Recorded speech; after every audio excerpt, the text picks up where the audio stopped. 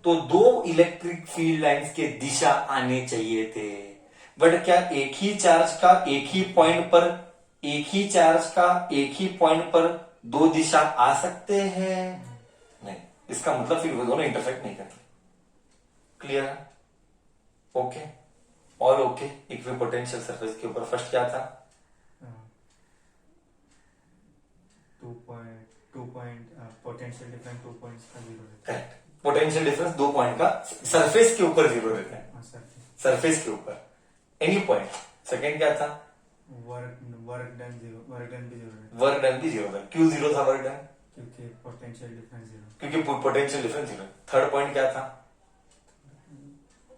इधर देख रहे हैं, हाँ, इलेक्ट्रिक फील्ड की दिशा डायरेक्टेड टू और पोटेंशियल सरफेस की दिशा नॉर्मल 90 डिग्री है। करेक्ट है? नेक्स्ट, इलेक्ट्रिक फील्ड लाइन दो सरफेस के इंटरसेक्शन। करेक्ट। एक और है, एक चार्ज कंडक्टर पर charge conductor behave like equipotential surface. एक कंडक्टर है, तेरे को पता है रूल्स, ये दिमाग में फिक्स कर दे। कंडक्टर में चार्जेस हमेशा भारी रहते हैं, तो it is just like equipotential surface, just behaving like equipotential surface. यही है। और मैंने बिहेवियर कैसा होता है प्लस का, लाइंस कैसे मॉडिफाई होते हैं, पोटेंशियल सरफेसेस भी कैसे मॉडिफाई करते हैं, वो सब मैंने दिखाया। बस ये था इक्विपोटेंशियल सरफेस एंड इसके प्रॉपर्टीज। अब तेरे मन में डाउट आएगा, मैं क्या करूं, मेरे को क्यों पढ़ाया भाई, है ना, ये क्या अचार डालू? अब फील दो, कॉन्सेप्ट गया तो फील देगा। फील दो अब, बोल इधर तक। हाँ बोल। मतलब वो दो सरफेसेस एक साथ आए तभी वो बेंड होते हैं। हाँ हाँ हाँ, ये लाइंस कब बेंड होंगे? जब एक और चार्ज आएगा, वो भी कैसा वाला? प्लस वाला। मान ले, बराबर है ना। अभी देख एग्जाम्पल, तू इधर है और एक और सरफेस है इधर आया, मतलब तू है चिन्ह में प्रभु, खुद को हीरो समझता है कि नहीं पता नहीं, मैं कमेंट नहीं करूंगा। बट इधर एक और आदमी आया, वो भी खुद को हीरो समझता है। वो तू उसको देखेगा, वो तेरे को देखेगा, प्यार होगा? ईगो आएगा ना, ईगो आएगा ना, तो ये लाइन दूर गए ना, सेम चार्ज रिपेल करेंगे ना। यही मान ले करके हाँ, यही मान ले करके नेगेटिव होता है। कैसा मॉडिफाई होता है पता है? मैं तेरे को दिखाता हूँ बिहेवियर क्या होता है। बिहेवियर क्या होता है मैं दिखाता हूँ। इंटरसेक्ट नहीं तो देख बिहेवियर क्या होता है। लाइंस जो ऐसे ऐसे थे ना भाई, ये ले, ये मिल जाएंगे ऐसे। ये अगर ऑपोजिट होते तो ये प्लस प्लस था इसलिए रिपेल किया, प्लस माइनस होता तो ये स्टार्ट प्लस से स्टार्ट होता, माइनस पे एंड होता। ये फर्स्ट चैप्टर का प्रॉपर्टीज है। Electric field line starts from plus charges and ends towards negative charges, minus charge, minus direction. Okay, हमने प्रॉपर्टी भी पढ़ा था, प्लस के लिए हमेशा बाहर, माइनस के लिए हमेशा अंदर। ये सारे प्रॉपर्टीज हमने इलेक्ट्रिक फील्ड लाइंस पे पढ़े थे। Anyways, we are discussing about equipotential surface, not about how the surface will behave. हाँ, वो सब हमने डिस्कस किया था। ठीक है, पर सर ये सब एक मिनट बच्चों को पूछेंगे, till here clear, then we shall go with beautiful concept electrostatic shielding. Sir ये सब क्यों पढ़ा है मैं बताऊंगा। इसके पहले इलेक्ट्रोस्टैटिक शील्डिंग के पहले बिहेवियर पढ़ना पड़ेगा। We will definitely study the behaviour also. Till here anyone any doubt? Till here anyone any doubt? Concept एकदम गया? हाँ हाँ, बस अभी तुझे क्या करना है, टाइम स्पेंड करना है ना। सिखाए तो हमने सब, हमारी तरफ से रहता है। तुमको टाइम स्पेंड करके पढ़ना है, डायरेक्टेड टुवर्ड्स नॉर्मल। ओके, वो तो मैंने करवाया, डायरेक्टेड टुवर्ड्स नॉर्मल ही बोला था मैंने। चलो अब आगे डिस्कस करते हैं। हाँ, अब आगे डिस्कस करते हैं। Next is behaviour of conductors in electrostatic field. Way concept theory के लिए इंपॉर्टेंट है। इस नॉलेज का एप्लीकेशन सीटी में आता है। अगर तू मेरा नोट्स देखेगा तो नोट्स में तू पाएगा करके मैंने उधर ब्रैकेट में लिखा है only for competitive, not to be done for theory. 100% is true. Means the content will be applied in competitive, but the theory का background knowledge I am going to do. See here, 2-3 अच्छे points I will do. 2-3 अच्छे. See what I am doing is I'll just write the heading: behavior of conductors in electrostatic field or in fields. इस behaviour के वजह से ही हम आगे पढ़ेंगे electrostatic shielding. Yes, okay.